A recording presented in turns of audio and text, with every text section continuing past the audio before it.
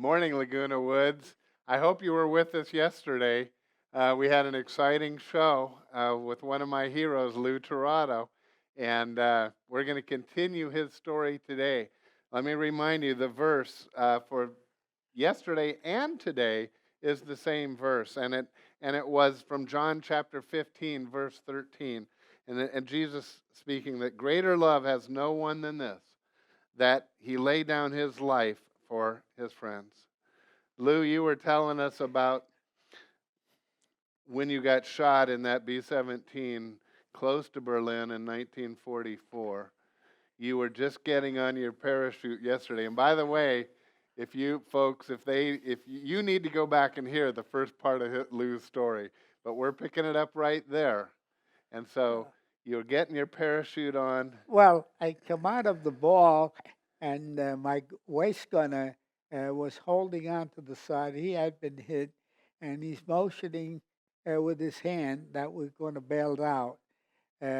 We have no communication with the rest of the plane. The pilot doesn't know what's going in the back. Oh. We don't know what's going in the front. All we know is on fire. So we're on. Everybody's on his own. I go back to the radio room. I get my chute. I start back, and just about the time I passed my ball, the plane sort of shook. I think at that point I must have been hit. I didn't know it at the time. Yes. But I found myself sitting on the floor and just staring like this way, that way, and I can see the fire going on. But I'm in I can't say a trance, but I was just sitting there. I wasn't doing anything. Then all of a sudden, uh, you know, they talk about the Lord speaking to you and you're hearing voices and that. No, I didn't hear no loud voices or anything like that. But I think the Holy Spirit was talking to me and saying, uh, the thought that came to my mind was that I was married and I had a child. I had left a 2-month baby behind, and I had to uh, leave the plane. Yes. And at that point, it's sort of I came back. I wouldn't say back to life, but I kind of got you my became thoughts aware right. of your situation. So And you jump out. right, and I started crawling towards the back. When I got to the door was so shut up that even the waist gun and radio man couldn't open it. So we eventually wound up in the back of the tail. There's a little door which I call a dog door, because in your house you have a little door for the dog to go in and out. Well, this door was pretty small, but enough for us to get through. When I got back there, the radio man was gone, the waist gunner was gone, and my tail gunner turned around, and he was bleeding, and he gave me sort of a farewell, and he just died there on the spot. Yeah. I looked out the door, and the first thoughts were that we had been told that when you bail out, you try and make a delayed jump because the Germans will shoot you down.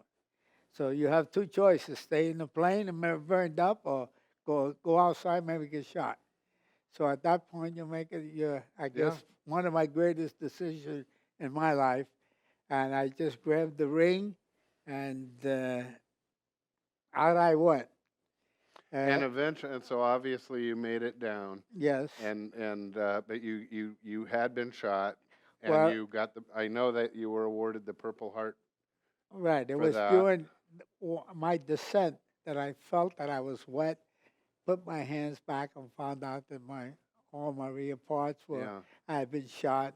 I'd been shot in the leg, which I didn't know till I landed. And so when you get down, did German soldiers Yeah, catch you? Or? no, civilians. It was like a Okay. farm, and Yeah. civilians with pitchforks and rifles and that. One by one, they gathered us together and put us together. I was the first one that was, I guess, captured or brought over, and they kept talking in German. Of course, I didn't understand German, Yeah, right. so I didn't know what they were saying. But there was a German there, all dressed up, and he had a little gun on the side.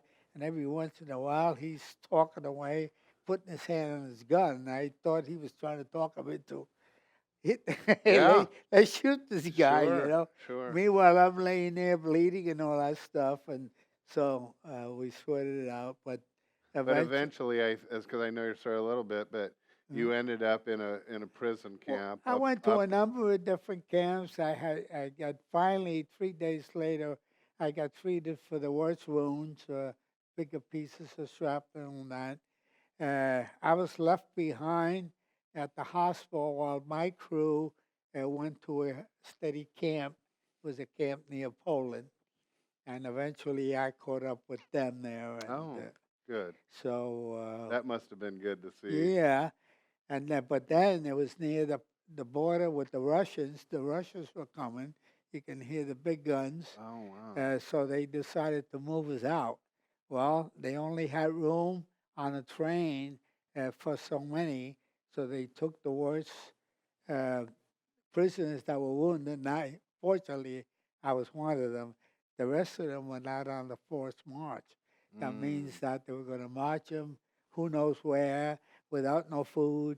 And as they got sick and hurt, they would leave them on the side or Yeah. die there.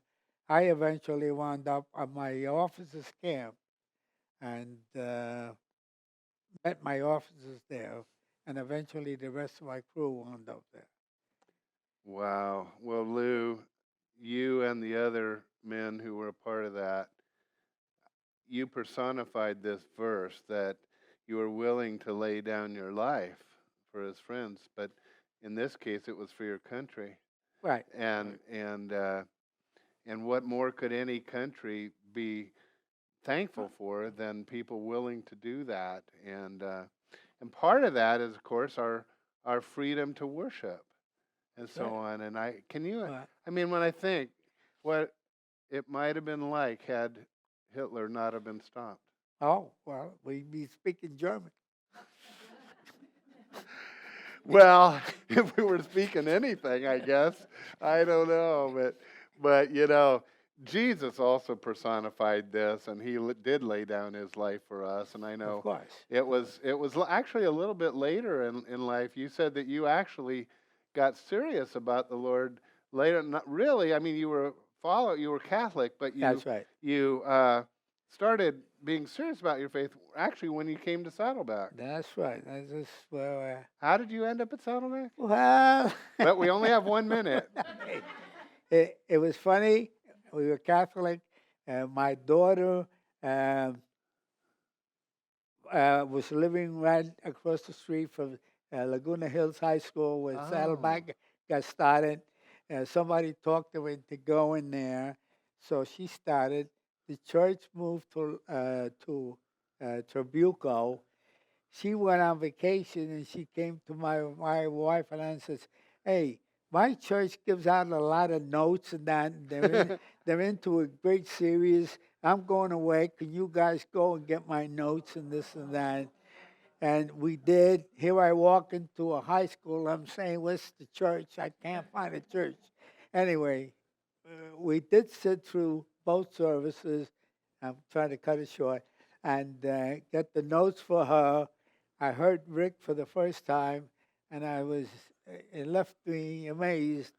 And from then on, we continued to go to Saddleback. We never missed another service. And that's been about 30 years. About 30 years. And now you go to church in a clubhouse. That's right. You've only moved up from the high school to the clubhouse. That's right. And That's I'm so very thankful you do.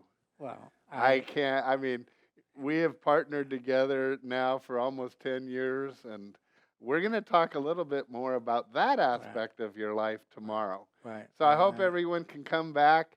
It's going to be a special day again tomorrow. I can't tell you much about it, but you are going to love it, and we're going to hear about Lou again, only now this other aspect of his life. So we'll look forward to that. Until then, remember, you matter to God, and you matter to us. Have a great day, won't you?